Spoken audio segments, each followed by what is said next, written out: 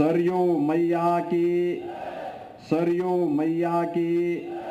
श्री हनुमान जी महाराज की, श्री हनुमान जी महाराज की। नमः पार्वती पतिये हर हर।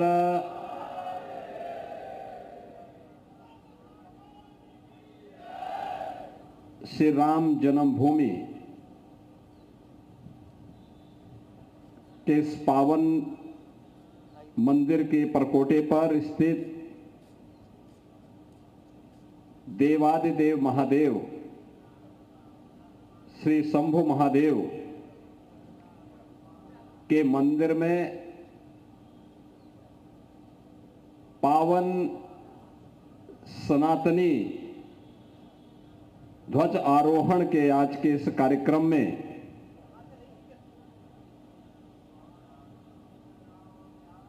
उपस्थित उत्तर प्रदेश सरकार में मंत्रिमंडल के मेरे वरिष्ठ सहयोगी प्रभारी मंत्री अयोध्या श्री सूर्य प्रताप शाही जी, श्री राम जन्मभूमि तीर्थ क्षेत्र न्यास के महासचिव सम्मान्य श्री चंपत राय जी, श्री राम जन्मभूमि तीर्थ क्षेत्र न्यास के सदस्य श्री महंत दिनेंद्र दास जी महाराज, न्यास के ही सदस्य श्री कृष्ण मोहन जी, डॉक्टर अनिल मिश्र जी,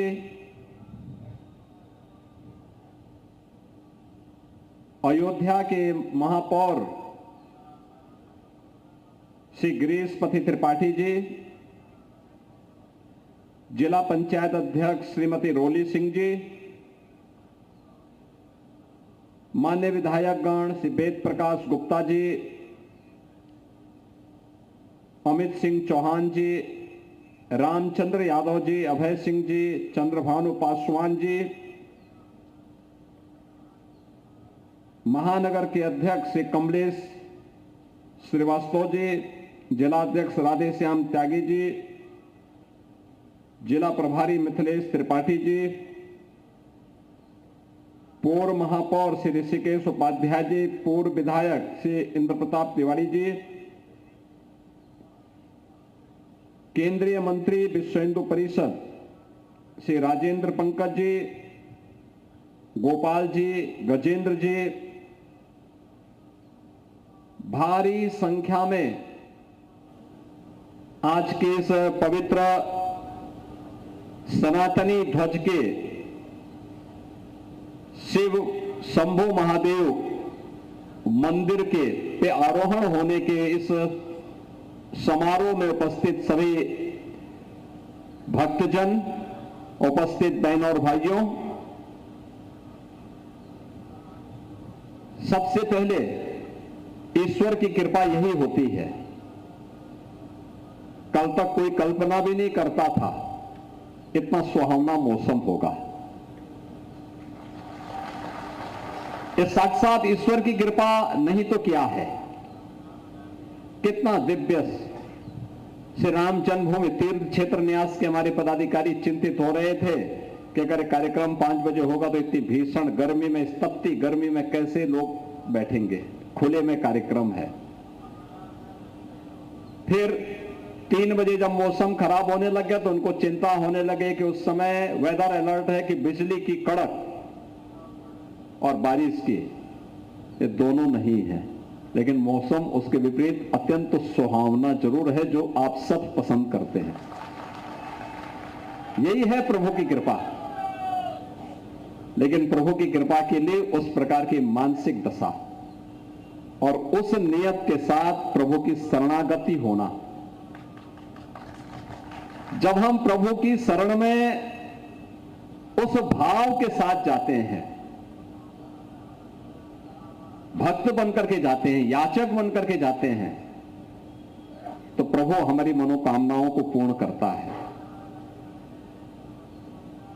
जब हम ये कह करके जाते हैं कि हमने किया है, और जब ये अकड़ होती है तो प्रभु उसको रगड़ भी देते हैं। बहनों और भाइयों, श्री राम जन्मभूमि आंदोलन भारत के इतिहास का एक अत्यंत महत्वपूर्ण अभियान है। संभवतः दुनिया के अंदर कहीं भी इस प्रकार का आयोजन नहीं हुआ होगा। अपने प्रभु के लिए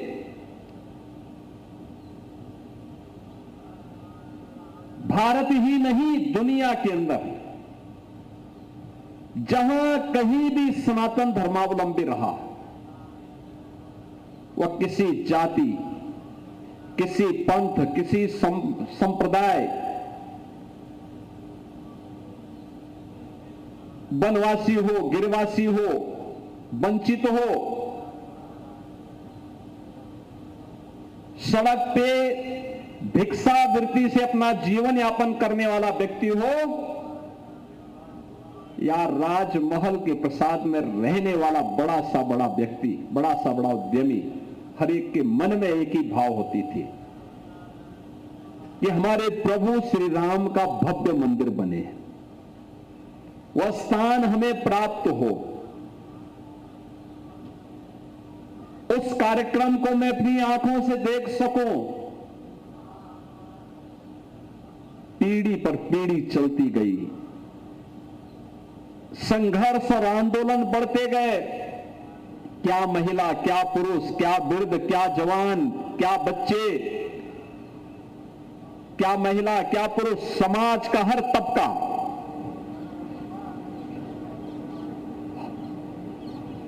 सनातन धर्म से जुड़ी हुई जितनी भी उपासना विधियां थी, इन सब ने मिलकर के इस पूरे अभियान के साथ जुड़ करके कैसे भी हो लगातार 500 वर्षों में कोई ऐसा वर्ष नहीं, याद करिए आज हम 2026 में हैं, आज से ठीक 298 वर्ष पहले वह काली रात्रि आई थी जब राम जन्मभूमि पर प्रभु श्री राम के मंदिर को अपवित्र करके एक विवादित ढांचा खड़ा कर दिया गया था। लेकिन बिना किसी रोक के, बिना किसी टोक के, बिना किसी दबाव के, बिना किसी भय के, उस दिन से लेकर के लगातार 1528 से लेकर के कभी कोई दिन ऐसा नहीं रहा होगा जब भारत के सनातन धर्मावलंबियों ने राम जन्मभूमि के लिए सोचा ना हो और उसके लिए कुछ करने की इच्छा शक्ति के साथ उस अभियान का हिस्सा न बना हो। हर व्यक्ति बना है, लेकिन होता है प्रभु जब अपना काम स्वयं कराना चाहते होंगे तभी सफलता भी प्राप्त होती है। और देवयोग से सर्वे अशोक सिंगल जी उस बिखरी हुई ताकत को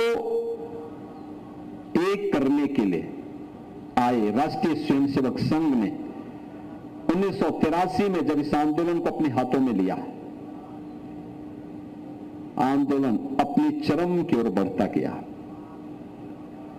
हम लोगों ने इस आंदोलन के अंदर देखा है, जाति की दीवारें टूटी हैं, क्षेत्र और भाषा की दीवारें टूटी हैं। हम लोग आज भी उसके ताप को महसूस करते हैं जब देश के अंदर किसी भी कोने में जाते हैं, हम अरुणाचल प्रदेश में हो या उड़ीसा में, नागालैंड हो या मिजोरम में, जम्मू कश्मीर लद्दाख में हो या हिमाचल प्रदेश या उत्तराखंड के सुदूर किसी कोने में, पश्चिमी भारत में हो या पूर्वी भारत में, उत्तर भारत में हो या दक्षिण भारत में या मध्य भारत में या फिर छत्तीसगढ़ के बस्तर जैसे जनजातीय क्षेत्र में, हम लोगों को जैसे ही लोग देखते हैं सबसे पहले उनके मुंह से शब्द निकलता जय श्री राम का। कहीं भी जाते हैं, मैं भी इसी महीने पश्चिमी बंगाल के चुनाव में अलग अलग दूर दराज के गांवों में गया। जैसे लोगों को पता लगता था मैं आया हूं, महिला, पुरुष, बच्चे इस सड़कों पर आकर के जय श्री राम के साथ खड़े होते थे। हर व्यक्ति एक ही संबोधन, वो हिंदी जान रहा है नहीं जान रहा है, लेकिन एक संबोधन, मुझे देख करके जय श्री राम। कितनी आनंद की अनुभूति होती है। राम हम सबको जोड़ने के माध्यम बने हैं, देश को जोड़ने के माध्यम आज से नहीं त्रेता से है। त्रेता से राम जोड़ रहे हैं भारत को, उत्तर को दक्षिण से, श्री कृष्ण जोड़ रहे हैं पूरब से पश्चिम को, शिव शंकर जोड़ रहे हैं पूरे भारत के कण कण को, एक एक स्थान को 12 ज्योतिर्लिंगों के माध्यम से पूरे भारत को जोड़ने की 3 ताकत, और वही ताकत आज हम सबकी सबसे बड़ी ताकत है। डॉक्टर लोहिया बोलते थे, जब तक श्री राम, श्री कृष्ण और शिव शंकर हैं, तब तक भारत का कोई बाल बांका नहीं कर सकता है। पता नहीं लोहिया जी के शिष्यों को यह बात समझ में आती है कि नहीं आती है। ये लोग नहीं समझेंगे, क्योंकि समझ में उनकी आती है जिनको समझने की सामर्थ्य होती है। जिनमें समझने की सामर्थ्य नहीं होती, जो रामद्रोही होता है, शिवद्रोही होता है, उसके लिए कोई ठोर ठिकाना नहीं होता है, कोई ठोर ठिकाना नहीं होता है। वो आपने जयंत का किस्सा सुना ही होगा, और इसलिए बहनों और भाइयों, आज के इस अवसर पर जब हम लोग इस पूरे कार्यक्रम के एक महत्वपूर्ण पड़ाव का हिस्सा बनने जा रहे हैं, हम सब साक्षी हैं गुलामी का ढांचा हटने का भी। हम में से हर व्यक्ति साक्षी है पूरे आंदोलन का, और हम सब साक्षी हैं उन तिथियों का जब माननीय उच्चतम न्यायालय ने सर्वसम्मति से श्री राम जन्मभूमि का फैसला दिया। पूरा भारत झूम उठा था, पूरा भारत और दुनिया के अंदर से। जो लोग पहले धमकाते थे, कहते थे, बहकाते थे, राम जन्मभूमि का फैसला होगा तो ये हो जाएगा, उसके लिए वकील खड़ा करते थे, ये वही लोग हैं जो राम सेतु को तोड़ना चाहते थे। ये वही लोग हैं जो राम भक्तों पर गोलियां चलाते हैं। ये वही लोग हैं जिन लोगों ने समस्या का समाधान न निकले और सनातनी भारत का सनातन धर्मावलंबी अपने आप को सदैव अपमानित महसूस करता रहे। वे नहीं चाहते थे समस्या का समाधान हो। लेकिन जब माननीय उच्चतम न्यायालय ने व्यापक हित में, देश के हित में, भारत के सनातन धर्म की भावनाओं के अनुरूप उपलब्ध साक्ष्य और प्रमाणों के आधार पर एक सर्वसम्मत फैसला दिया, पूरे देश ही नहीं दुनिया ने उसका स्वागत किया। और स्वागत ही नहीं किया, जो कहते थे ये हो जाएगा हो जाएगा, मैं कह सकता हूं कि भारत के इतिहास का सबसे शांत दिन था, सबसे खुशहाल दिनों में से एक दिन था वह, जिस दिन फैसला आया था और कहीं कोई हलचल नहीं थी, कहीं कोई हलचल नहीं थी। हम सब ने वे तिथियां देखी हैं जब हम लोगों ने देश के यशस्वी प्रधानमंत्री जी के कर कमलों से श्री राम जन्मभूमि में 5 अगस्त 2020 को भव्य श्री राम मंदिर के भूमि पूजन के कार्यक्रम का हम हिस्सा बने थे। लोगों को लगता था तब भी कि क्या हो जाएगा। न्यायालय के पहले जब विश्व हिंदू परिषद के नेतृत्व में श्री राम जन्मभूमि यज्ञ समिति आंदोलन करती थी, लोग पूछते थे क्या राम मंदिर बन जाएगा? संतगण कहते थे हां बनेगा। राम का भक्तगण एक ही बात कहते थे, रामलला हम आएंगे, मंदिर वहीं बनाएंगे। लोग हंसते थे। लेकिन हम सब साक्षी हैं 5 अगस्त 2020 के। दुनिया कोविड से पस्त थी। अयोध्या में राम जन्मभूमि में भगवान राम के भव्य मंदिर के लिए भूमि पूजन का कार्यक्रम आगे बढ़ रहा है। हम सब उस तिथि के साक्षी हैं। ये भारत के इतिहास के स्वर्ण अक्षरों में लिखे जाने वाली तिथियां हैं और हम सब प्राण प्रतिष्ठा श्री राम लला की प्राण प्रतिष्ठा कार्यक्रम के भी साक्षी हैं। जब 22 जनवरी 2024 को देश के यशस्वी प्रधानमंत्री जी के कर कमलों से यह कार्यक्रम संपन्न हुआ। 22 जनवरी के बाद 23 जनवरी को भी मैं आया था। 22 जनवरी को ही मैंने देखा था। राम भक्तों को देश भर से लोग रुके हुए थे। हमें पहले से अंदाजा था कि 5 लाख लोग, क्योंकि जिस दिन मुख्य कार्यक्रम था 8,000 लोगों का निमंत्रण था, तो वो लोग दर्शन करने थे। अगले दिन 5 लाख लोग जो अयोध्या में अलग अलग जगह रुके थे, वे सब एक साथ आए थे। क्या भाव था? कोई पिलर को पकड़ करके, कोई जमीन पे लोड करके, कोई कहीं पे बैठ करके खुशी से झूम रहा था। खुशी के आंसू उसकी आंखों में थे। पूरी दुनिया, पूरा देश प्रसन्न था। दुनिया के लिए एक मिसाल थी। हम सब साक्षी हैं इस बात के लिए। जब यहां पे श्री राम दरबार में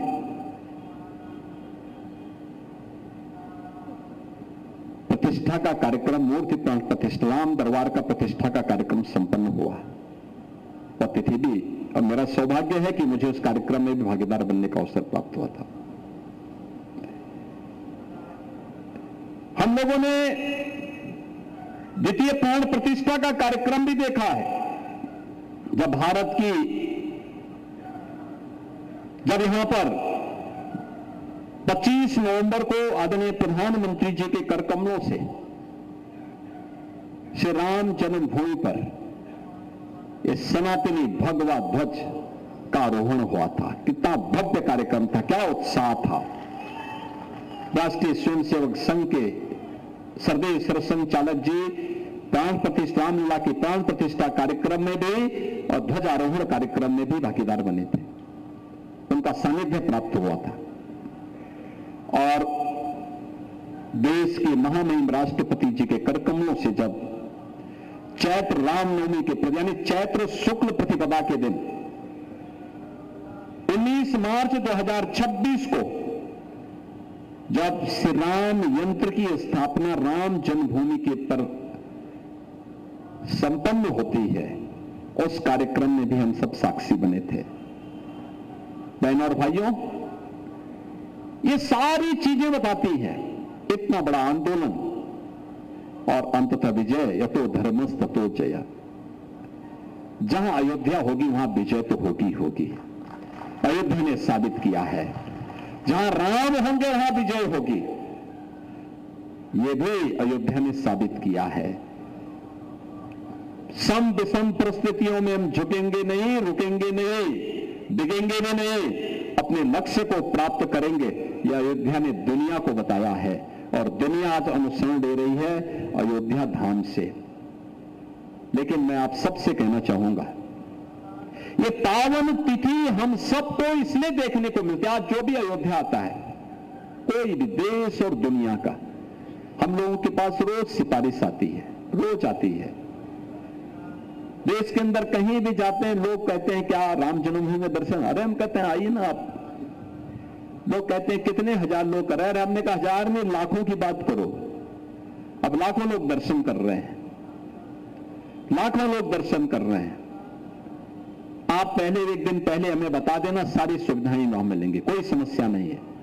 लोग पूछते रेलवे स्टेशन से कितना, हम कहते हैं वॉकिंग डिस्टेंस पे। लोग कहते हैं एयरपोर्ट से, हम कहते हैं वॉकिंग डिस्टेंस पे। कहते कैसे? वहां जाम, अरे हमने कहा चारों ओर 4 लेन बन चुका है। ये नई अयोध्या है, त्रेता युग की याद दिला रही है। और यही है डबल इंजन की ताकत। लेकिन ये तभी हो पाया है जब एक साथ एक स्वर में सभी सनातन धर्मावलंबी बोल उठा था, तब राम जन्मभूमि में मंदिर निर्माण का मार्ग प्रशस्त हो पाया। याद रखना, हम बटे थे तो इसीलिए विधर्मी आकर के हमारे विभाजन का लाभ उठाए थे। हम आज एकजुट होकर के जब उसका मुकाबला कर रहे हैं तो सुरक्षित हैं। हर व्यक्ति सुरक्षित भी है। अपनी विरासत को गौरव के साथ आगे बढ़ते हुए आने वाली पीढ़ी को गौरव के साथ बताने की स्थिति में है कि हमारे सामने से राम जन्मभूमि का फैसला आया था। हमारे सामने भूमि पूजन का कार्यक्रम संपन्न हुआ था। हमारे सामने रामलला का प्राण प्रतिष्ठा का कार्यक्रम संपन्न हुआ था। हमने अपनी आंखों से देखा है। हमने रामनवमी के दिन सूर्य तिलक होते हुए देखा है। हमने राम दरबार की प्राण प्रतिष्ठा का कार्यक्रम अपनी आंखों से देखा है। हमने श्री राम जन्मभूमि पर सनातनी भगवा ध्वज को आरोहण होते हुए देखा है, जब प्रधानमंत्री जी के कर कमलों से संपन्न होता है। और श्री राम जन्मभूमि पर श्री राम यंत्र की स्थापना का कार्यक्रम हमने अपनी आंखों से देखा है। आज की पीढ़ी यह बताने की स्थिति में है। आने वाली पीढ़ियां हमें कोसेंगी नहीं, क्योंकि हमें किसी अपने पूर्व जन्म का पुण्य प्राप्त हो रहा है कि हमने अपनी आंखों में देखा है और इसकी कीमत को भी समझा है। हम इसकी कीमत को वर्तमान और भावी पीढ़ी को बताएं, उनको बताएं। ये दुनिया के लिए एक उदाहरण है। दुनिया आज उसका अनुसरण करने को लालायित है। लोग उसमें शोध कर रहे हैं, कैसे आंदोलन चला, कैसे सफलता पर सफलता प्राप्त होती गई। और आज श्री राम जन्मभूमि पर श्री राम की विराट त्रिकालदर्शी स्वरूप के अनुरूप भव्य राम मंदिर का निर्माण, और उस राम मंदिर के निर्माण में भगवान शिव के इस मंदिर में भी आज भगवा ध्वज का भी आरोहण उसी भव्यता के साथ हुआ है। याद करिए, भगवान राम की कथा मां पार्वती को भगवान शिव ही सुना रहे हैं। मनुष्य के पास आने के पहले काकभुसुंडी उसका वाचन कर रहे हैं। याद करिए, कौन सी ऐसी योनि है जो राम कथा की पिपासु न हो। और अब तो साक्षात राम मंदिर में हम दर्शन कर रहे हैं।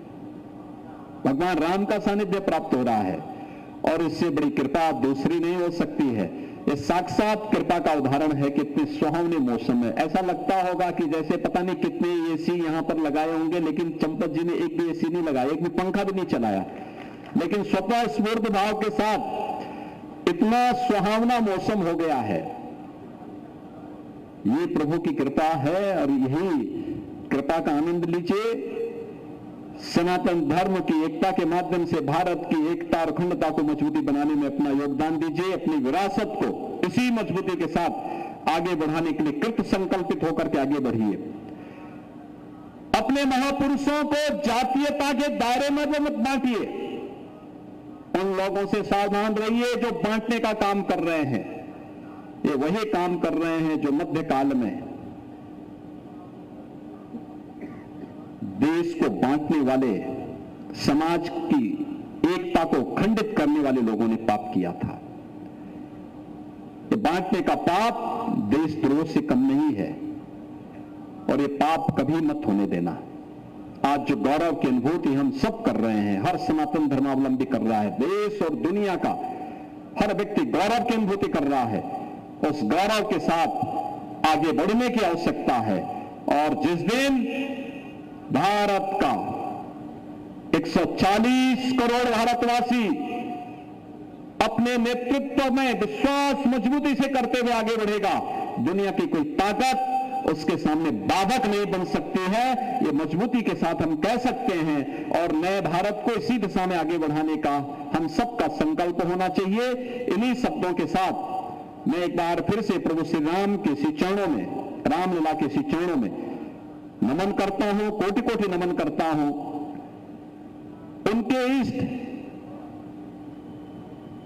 देवादिदेव महादेव शिव शंभो, याद करिए लंका में जाने के पहले भगवान ने रामेश्वरम में भगवान शिव की ही आराधना की थी।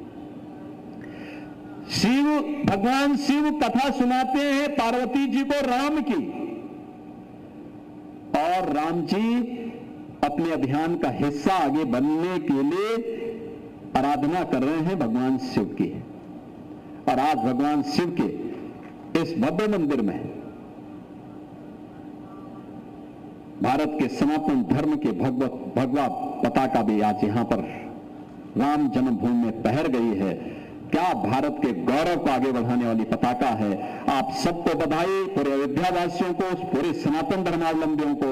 और इन्हीं शब्दों के साथ मैं एक बार फिर से श्री राम जन्मभूमि तीर्थ क्षेत्र न्यास के अपने सभी पदाधिकारियों को हृदय से धन्यवाद देता हूं। श्री राम जन्मभूमि में आने वाले सभी श्रद्धालुओं का अभिनंदन करता हूं। आप सभी को, सभी सनातन धर्मावलंबियों को आज के इस अवसर पर अपनी शुभकामना देते हुए अपनी वाणी को देता हूं विराम। जय जय श्री राम, जय जय श्री राम। आप भगवान के दर्शन करने के लिए पीछे से जा सकते हैं। और देखिए तस्वीरें आपको दिखा रहे हैं। अयोध्या में आज का दिन धार्मिक और प्रतीकात्मक रूप से बेहद खास है।